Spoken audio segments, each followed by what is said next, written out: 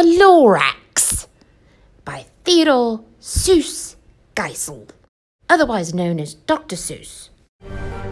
At the far end of town where the grickle grass grows, and the wind smells slow and sour when it blows, and no birds ever sing excepting old crows, is the street of the lifted Lorax.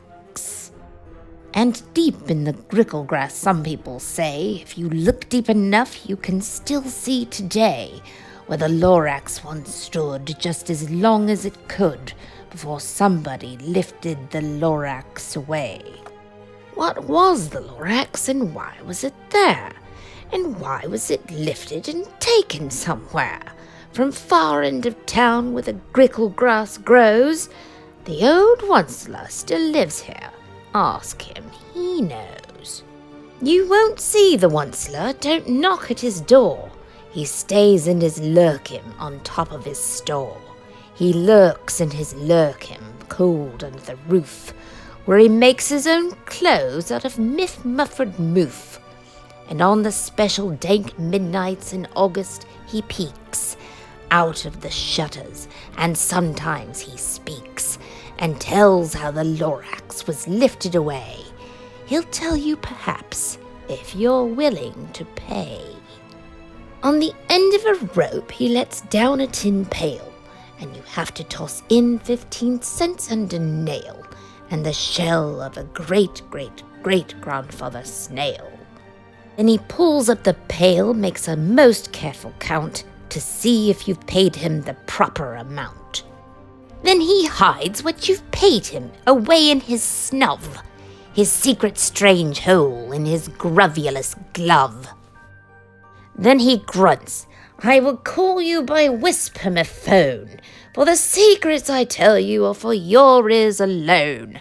Slip, down slips the whisper-me-phone to your ear, and the old Onceler's whispers are not very clear, since they have to come down through a snurgly hose, and he sounds as if he had smallish bees up his nose. Now I'll tell you, he says with his teeth sounding grey, how the Lorax got lifted and taken away. It all started way back, such a long, long time back. Way back in the days when the grass was still green, and the pond was still wet, and the clouds were still clean, and the song of the swomy swans rang out in space. One morning I came to this glorious place, and I first saw the trees, the truffler trees, the bright-coloured tufts of the truffler trees, mile after mile in the fresh morning breeze. Under the trees I saw brown barbaloots, frisking about in their barbaloot suits, as they played in the shade and ate truffler fruits. From the ripulous pond came the comfortable sound of the humming fish humming while splashing around. But those trees, those truffler trees, all my life I'd been searching for trees such as these. The touch of their tufts was much softer than silk, and they had the sweet smell of fresh butterfly milk. I felt a great leaping of joy in my heart. I knew what I'd do. I unloaded my cart.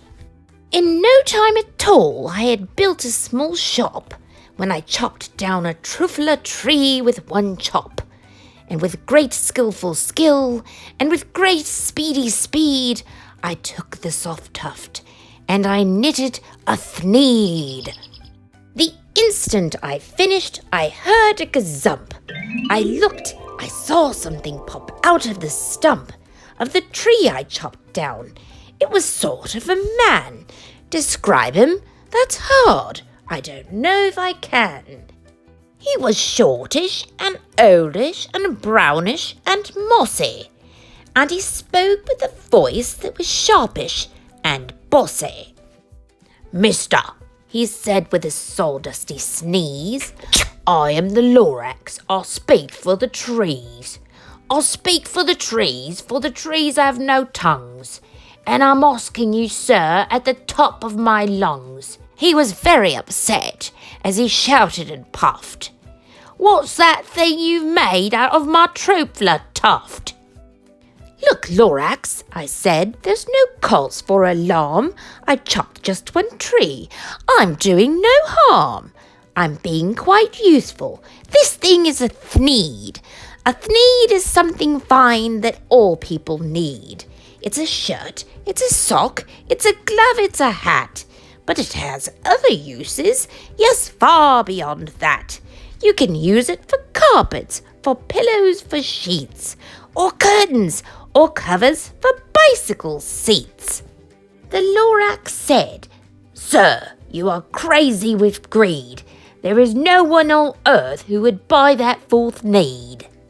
But the very next minute I proved he was wrong, for just at that minute a chap came along, and he thought that the thneed that I knitted was great. He happily bought it for $9.38. I laughed at the Lorax. "You poor stupid guy.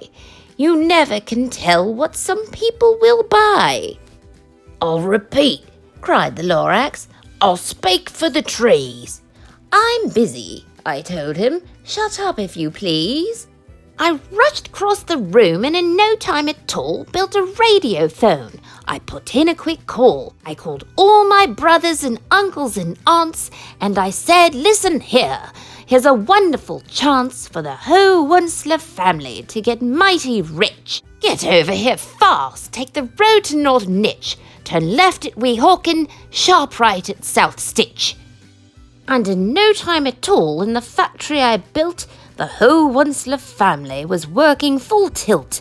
We were all knitting thneeds just as busy as bees, to the sound of the chopping of truffler trees.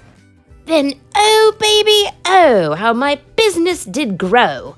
Now chopping one tree at a time was too slow, so I quickly invented my super axe hacker, which whacked off 4 truffler trees at one smacker. We were making thneeds 4 times as fast as before, and that Lorax, he didn't show up anymore. But the next week he knocked on my new office door. He snapped, "I'm the Lorax who speaks for the trees, which you seem to be chopping as fast as you please. But I'm also in charge of the brown barbaloots, who played in the shade in their barbaloot suits, and happily lived eating truffler fruits. Now, thanks to your hacking my trees to the ground, there's not enough truffler fruit to go round, and my poor barbaloots are getting the crummies, because they have gas and no food in their tummies. They loved living here, but I can't let them stay. They'll have to find food, and I hope that they may. Good luck, boys," he cried, and he sent them away. I, the Wunsler, felt sad as I watched them all go. But business is business, and business must grow, regardless of crummies and tummies, you know. I meant no harm, I truly did not. But I had to grow bigger, so bigger I got. I biggered my factory, I biggered my roads, I biggered my wagons, I biggered the load. Of the thneeds I shipped out, I was shipping them forth to the south, to the east, to the west, and the north. I went right on biggering, selling more thneeds, but I biggered my money, which everyone needs. Then again he came back. I was fixing some pipes when that old nuisance Lorax came back with more gripes. "I am the Lorax." He coughed and he whiffed. He sneezed and he snuffled. He snargled, he sniffed. "Wunsler," he cried with a croofless croak. "Wunsler, you're making such smogulous smoke. My poor swell-me swans, what, they can't sing a note. No one can sing who has smog in his throat." "And so," said the Lorax, "please pardon my cough, they cannot live here, so I'm sending them off. Where will they go? I don't hopefully know. They may have to fly for a month or a year to escape the fog you've smogged up around here." "What's more," snapped the Lorax, his dander was up, "let me say a few words about Gluppity Glup. Your machinery chugs on day and night without stop. You're making gluppity-glup, also sloppity-slop. And what do you do with this leftover goo? I'll show you, you dirty old onceler man, you. You're glumping the pond where the hummingfish hummed. No more can they hum, for the gills are all gummed. So I'm sending them off. Oh, the future is dreary. They'll walk on the fins and get woefully weary in search of some water that isn't so smeary. And then I got mad. I got terribly mad. I yelled at the Lorax, "Now listen here, Dad. All you do is yap and say bad, bad, bad, bad. Well, I have my rights, sir, and I'm telling you, I intend to go on doing just what I do. And for your information, you Lorax, I'm figuring on biggering and biggering and biggering and biggering, turning more trufflet trees into thneeds, which everyone needs." And at that very moment, we heard a loud thwack. From outside in the fields came a sickening smack of the axe on a tree. Then we heard the tree fall, the very last truffler tree of them all. No more trees, no more thneeds, no more work to be done. So in no time my uncles and aunts, every one, all waved me goodbye. They jumped into my cars and drove away under the smoke-smuggered stars. Now all that was left neath the bad-smelling sky was my big empty factory, the Lorax, and I. The Lorax said nothing, just gave me a glance, just gave me a very sad backward glance, as he lifted himself by the seat of his pants, and I'll never forget the look on his face as he hoisted himself and took leave of this place through a hole in the smog without leaving a trace. And all that the Lorax left here in this mess was a small pile of rocks with one word, unless. Whatever that meant, well, I just couldn't guess. That was long, long ago, but each day since that day I've sat here and worried away. Through the years while my buildings have fallen apart, I've worried about it with all of my heart. "But now," says the onceler, "now that you're here, the word of the Lorax seems perfectly clear. Unless someone like you cares a whole awful lot, nothing is going to get better. It's not."